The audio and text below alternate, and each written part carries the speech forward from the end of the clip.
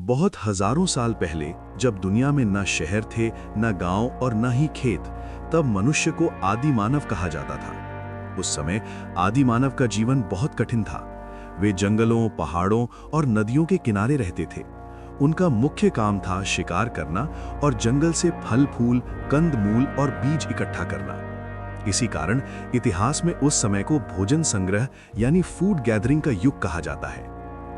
अगर आप ऐसी रोचक और रिसर्च पर आधारित डॉक्यूमेंट्री पसंद करते हैं तो चैनल को सब्सक्राइब जरूर करें, क्योंकि ऐसी डॉक्यूमेंट्री बनाने में काफी मेहनत और रिसर्च लगती है। आदि मानव हमेशा एक जगह नहीं रहते थे। जब किसी क्षेत्र में भोजन खत्म हो जाता था तो वे अपने परिवार और समूह के साथ दूसरी जगह चले जाते थे। इस तरह वे घुमंतू जीवन जीते थे।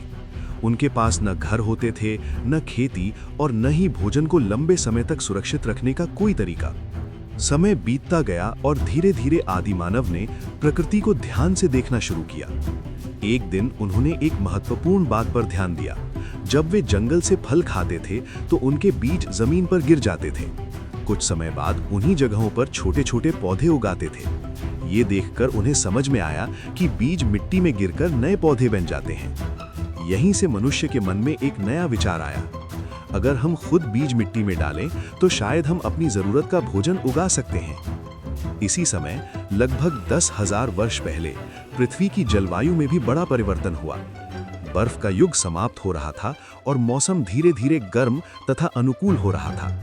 इससे कई जगहों पर पौधे और घास अधिक उगने लगे। इस परिस्थिति ने आदि मानव को पौधे उगाने के प्रयोग करने के लिए प्रेरित किया। शुरुआत में उन्होंने जंगल से मिले बीजों को मिट्टी में बोना शुरू किया।